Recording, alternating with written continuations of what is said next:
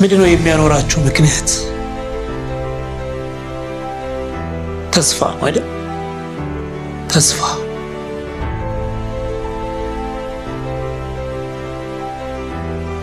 ነገ የተሻለ ቀን ይመጣል፣ የተሻለ እድል ይፈጠራል፣ የተሻለ ጊዜ ይመጣል ብለን የምናምነው ትልቁ ነገር ተስፋ ነው። ለተማረው የሚውል ላልተማረው፣ ለሰለጠነው የሚውል ላልሰለጠነው፣ ገንዘብ ላለው የሚውል ለሌለው፣ ሁሉንም ሰው እኩል የሚያኖረው ተስፋ ነው።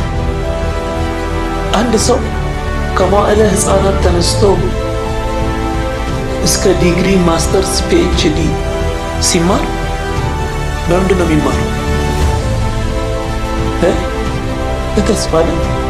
የተሻለ ህይወት፣ የተሻለ እድል፣ የተሻለ ኑሮ፣ የተሻለ ነገር።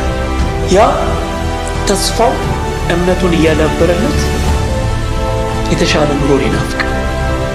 በተስፋ እርግጠኝነት በውስጡ ያለበት የተሻለ ቀን፣ የተሻለ ነገር ተስፋ የሚያደርግበት ሰው የሚባለው ፍጡር ተወልዶ እስከሚሞት ድረስ የሚኖረው በምንድን ነው? በተስፋ። በተስፋ ብቻ። አሁን አንድ ደቂቃ ሰጣችኋለሁ። ያ የምሰጣችሁ ደቂቃ እኔ ምላችሁን የምታስቡበት ነው። የሆነ ያዘናችሁበትን ቀን አስቡት። የሆነ ተስፋ የቆረጣችሁበትን፣ የሆነ ምርር ብሏችሁ ያለቀሳችሁበትን፣ የሆነ አያልፍም አይነጋም ከዚህ በኋላ በቃ ያላችሁበትን ቀን ደስታችሁ፣ ያመናችሁትን ያጣችሁበት፣ የተመካችሁበትን ያጣችሁበት፣ ተስፋ ያደረጋችሁበትን ያጣችሁበት፣ እነዚህን ቀኖች አስቧቸው።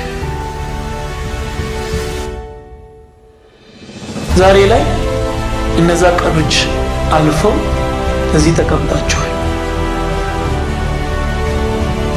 እነዛ ተስፋ የቆረጣችሁባቸውና ያዘናችሁባቸው ቀናቶች ካለው ዛሬ ያለችሁበት መጥፎ ሐዘን፣ ህመም፣ ተስፋ መቁረጥ፣ ማጣት የማያልፍበት ምንም ምክንያት የለም። ባለበት የሚቆም የማይነጋ የሚመስል ምንም ነገር የለም። በህይወታችሁ ውስጥ ፈጽሞ ተስፋ እንዳትቆርጡ። ዛሬ እዚህ ጋር ሲመጣ ብዙ ተስፋ አስቆራጭ ነገሮች አልፈው ነው። ነገ ደግሞ የተሻለ ቀን ይሆናል። አሁን ህይወታችሁ ውስጥ ለምታስቡት እንዴት ነው ማልፎ ለምትሉት ነገር ሁሉ አንድ ነገር እርግጠኛው ነው፣ ያልፋል። ምን ያክል እልህ አስጨራሽ፣ ምን ያክል መራራ፣ ምን ያክል ህመሙ የበዛ መንገድ እንደሆነ ዛሬ ግን አልፎ ሲወራ ቀላል ይመስል ይሆናል፣ ግን ያልፋል። ጸሎት እንኳን የሚጸልይ ሰው እኮ በተስፋ ነው የሚጸልየው አይደል? ፈጣሪ ይመልሳል ይላል። ጸሎቱም ሁሉም ነገር ከተስፋ ጋር የተያያዘ። ብዙ ሰው ተስፋውን በሚታይ ነገር ላይ እየመሰረተ ስለሆነ ነው። ወደኋላ እየመለሳችሁ ያለው ነገር ለእድሜያችሁ የማይመጥን ሊሆን ይችላል፣ ልፋታችሁን የማይመጥን ሊሆን ይችላል። ግን አስምሬ የምነግራችሁ ነገር ህይወት እስካለ ድረስ ተስፋ አለ። ተስፋ አለ። ስራችሁ ካልተቆረጠ፣ በቃ ካልተባላችሁ እና ፈጣሪ ካልቆረጠው ሁሉም ነገር ተስፋ አለ። ረፈደ የሚባል ነገር የለም።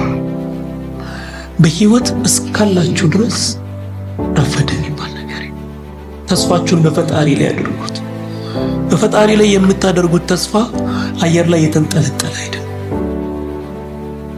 የሚፈጸም የሚሆን ነው።